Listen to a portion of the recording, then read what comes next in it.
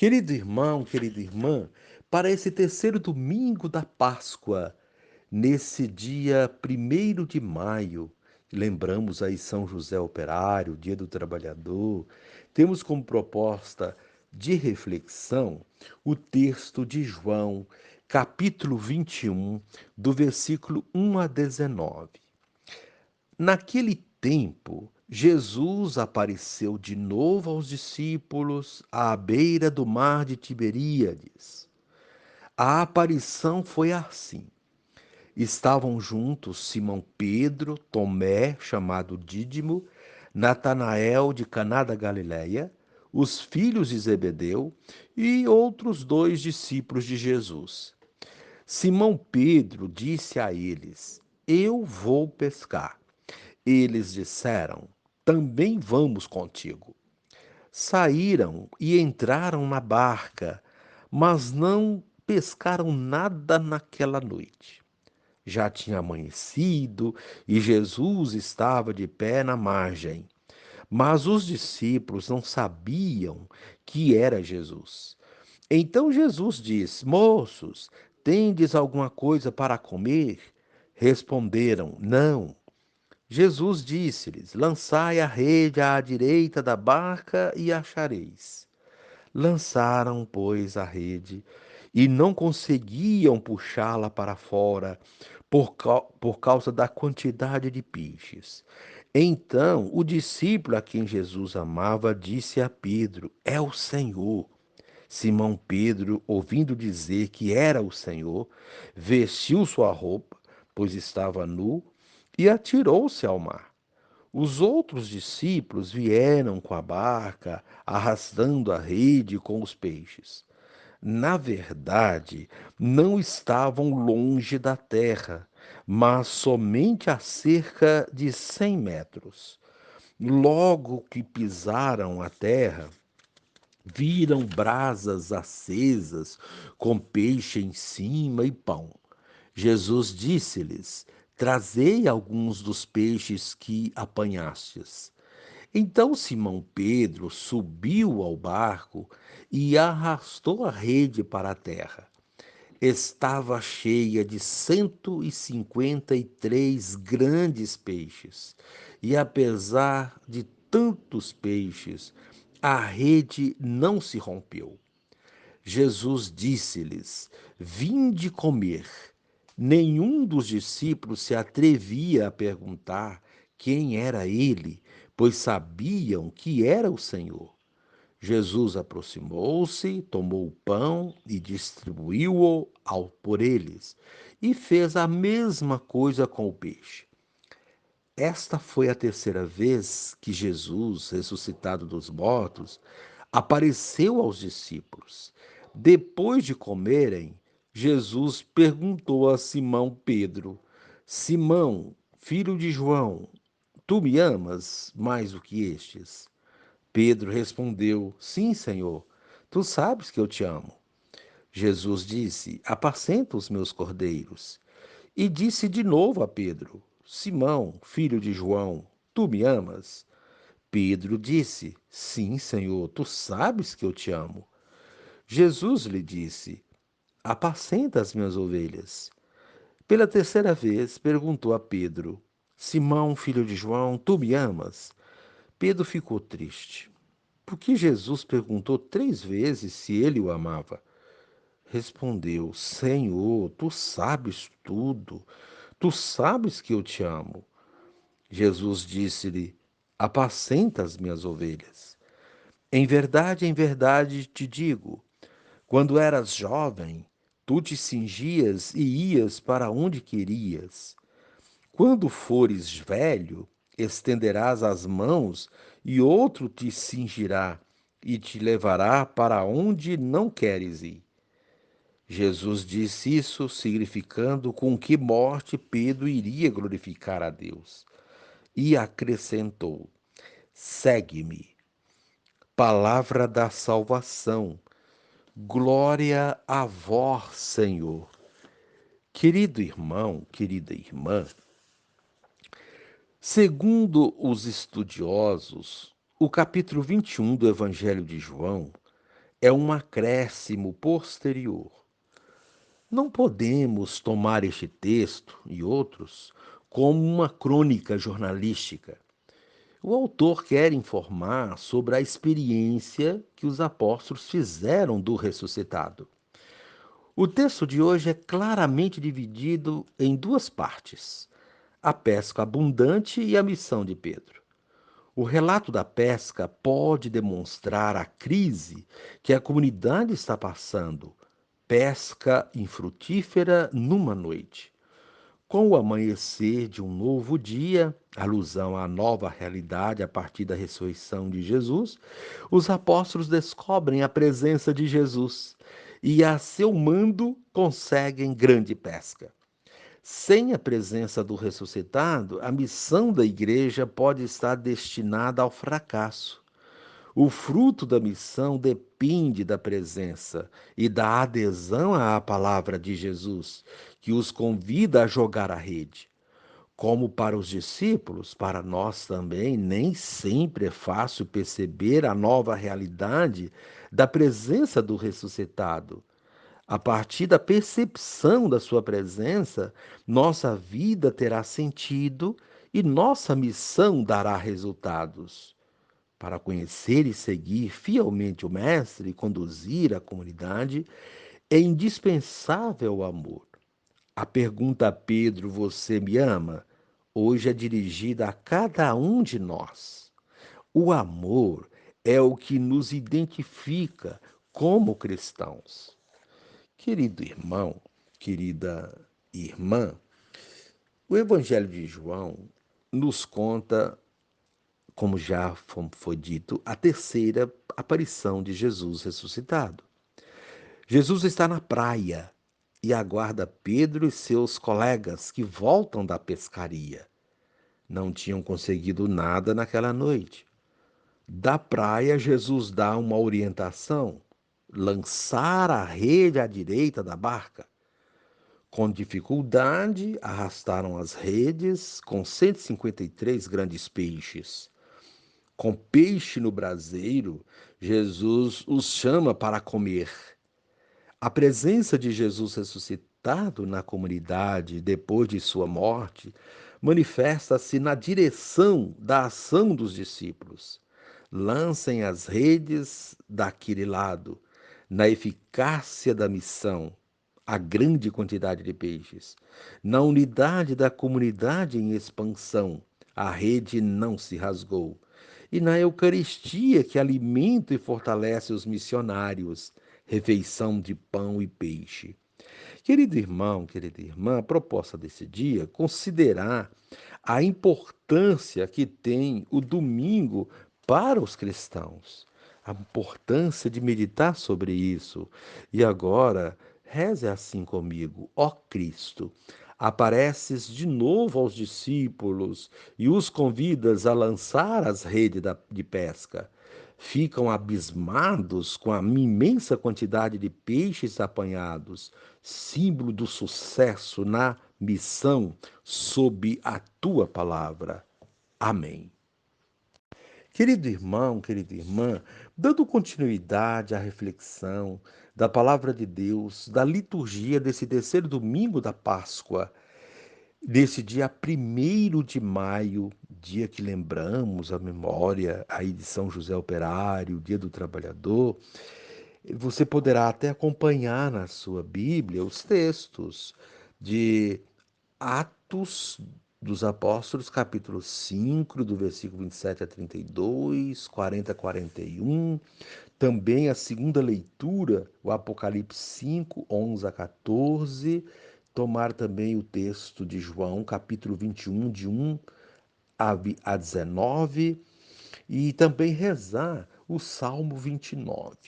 Uma vez que você já ouviu a proclamação do Evangelho com a reflexão, você poderá agora acompanhar a leitura dos Atos dos Apóstolos, em seguida uma reflexão abrangente, abrange as três leituras, o Salmo, e é um pouco longa, mas reserve um tempo nesse domingo, dia do Senhor, para essa meditação, para esse exercício.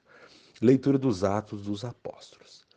Naqueles dias, os guardas levaram os apóstolos e os apresentaram ao sinédrio.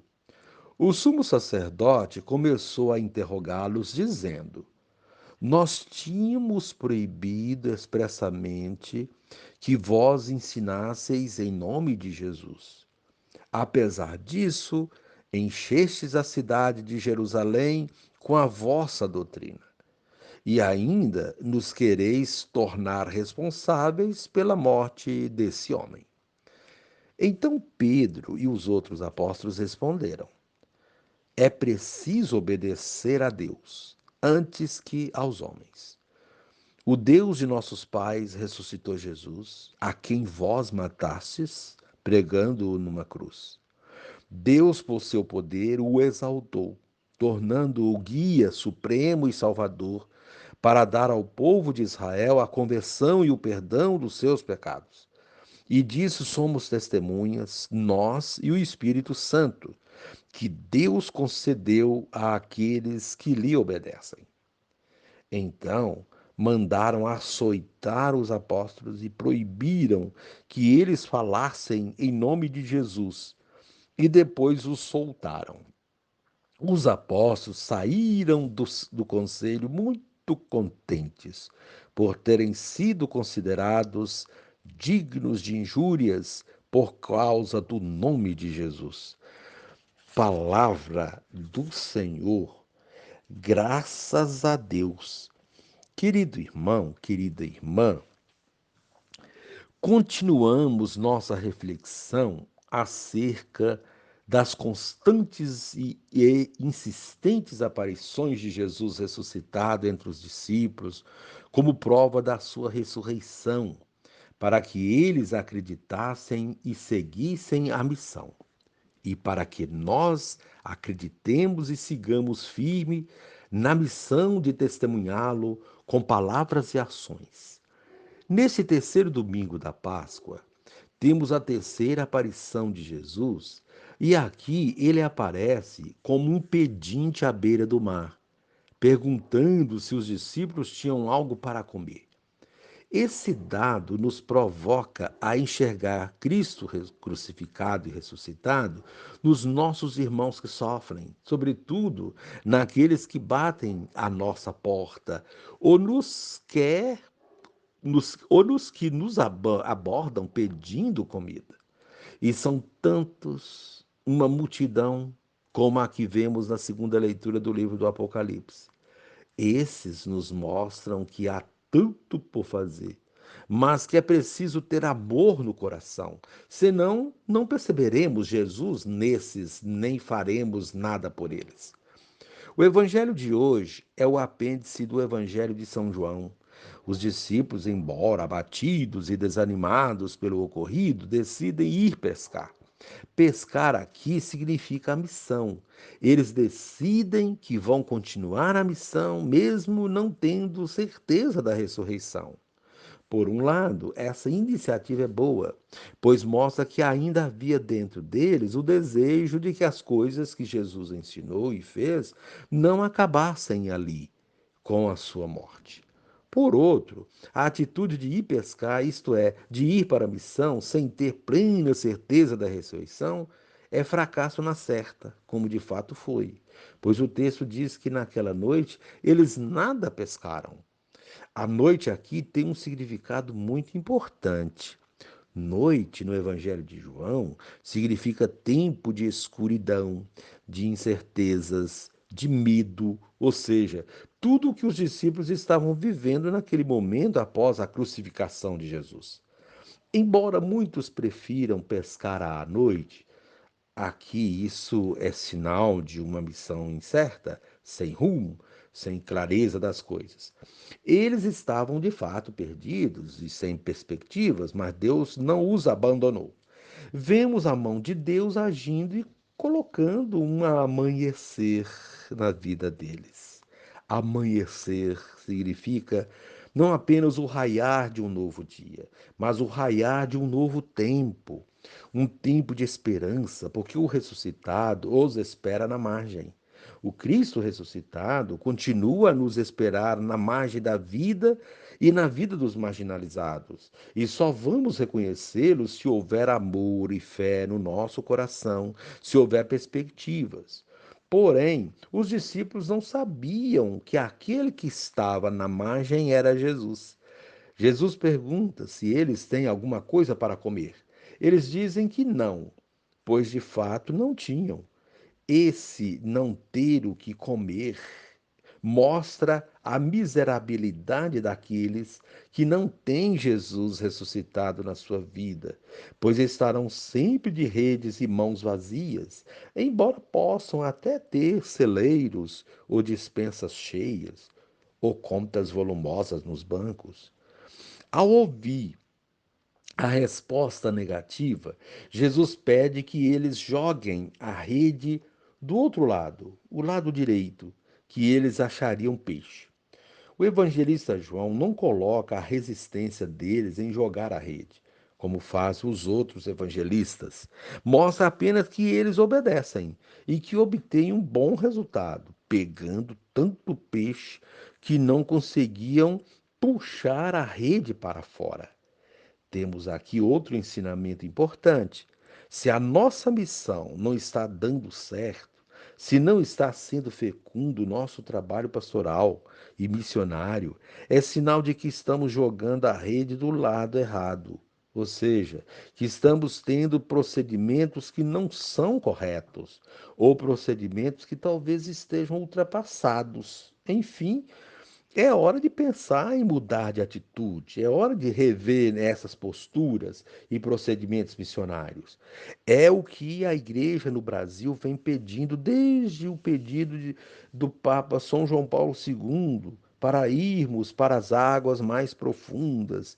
E desde a Conferência de Aparecida, acontecida em 2007, a quinta Conferência do Episcopado Latino-Americano e Caribenho para uma igreja mais missionária, uma igreja de discípulos missionários. Por isso, tem se pedido insistentemente a renovação das estruturas de nossas paróquias, pois elas representam, na sua maioria, uma igreja de pessoas que estão jogando a rede do lado errado. Depois de eles obedecerem, eles se surpreendem com o resultado. Foi então que o discípulo que Jesus amava reconheceu que era o Senhor. Mais uma vez, é o discípulo amado que reconhece o Senhor. Ou seja, aquele que ama reconhece por primeiro Cristo ressuscitado. Sem amor, não há possibilidade de reconhecê-lo. Somente o amor faz com que enxerguemos nos sofredores o Cristo que nos interpela, pedindo que tomemos atitudes acertadas. Os pobres e marginalizados são pessoas que Deus coloca em nosso caminho para nos ensinar a percebê-lo e assim mudar nossa postura com relação a Ele. Deus e com os marginalizados, que muitas vezes ignoramos ou mesmo maltratamos. Diante do reconhecimento de Jesus, Pedro se envergonha. O fato de o evangelista dizer que ele estava nu e que se atirou na água para se esconder significa muito mais que simples timidez ou falta de roupa. Significa uma vergonha teológica por não ter reconhecido o Senhor. Logo, ele, a quem Jesus havia confiado tantas responsabilidades, não tinha agido conforme o Mestre lhe ensinou. A atitude de Pedro é também provocadora para nós. Deveríamos sentir vergonha de dizer que somos cristãos quando não procedemos conforme o ensinamento de Jesus.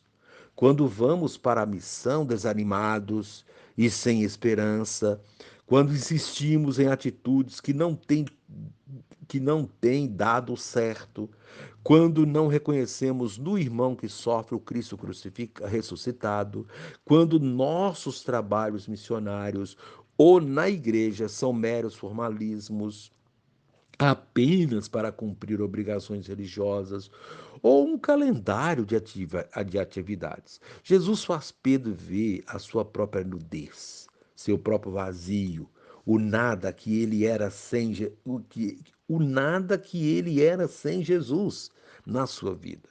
Jesus nos faz ver toda a nossa nudez, ou seja, a nossa pobreza sem Ele, a pobreza de nossas ações quando prescindimos de Sua presença, ou seja, nossas vergonhas, nosso proceder errado, nossas fraquezas. Se nos sentirmos provocados com isso, já é um grande passo, pois essa provocação vai nos incomodar e nos mover a fazer algo novo, diferente. Quem ainda não percebeu a sua nudez continuará agindo errado ou ficará acomodado. A igreja não pode se acomodar. Uma igreja de pessoas acomodadas ou conformadas com situações que clamam por mudanças é uma igreja que insiste em jogar a rede do lado errado e por isso voltará sempre vazia. O Evangelho mostra também a solidariedade diante da pesca milagrosa. Quando jogamos a rede do lado certo, nossas ações serão fecundas e ações fecundas geram solidariedade. Os outros discípulos foram à barca e estava a uns 100 metros da margem e ajudaram a arrastar a rede com os peixes. Porém, logo que pisaram em terra firme, eles viram peixe na brasa e pão. Ou seja, aquele que havia pedido algo para comer agora oferecia alimento. Seria estranho se não fosse Jesus. Mas aqui está outro ensinamento importante. Jesus oferece alimento a nós. Não somos nós que lhe oferecemos alimento. O alimento que ele oferece é o seu próprio corpo e sangue. Com esse alimento salutar, nunca nos faltará outro alimento, nem a coragem de lançar as redes em águas mais profundas. No entanto, ele pede que partilhemos o nosso alimento. Ele poderia ter oferecido todo o alimento aos discípulos, sem que eles oferecessem do seu alimento.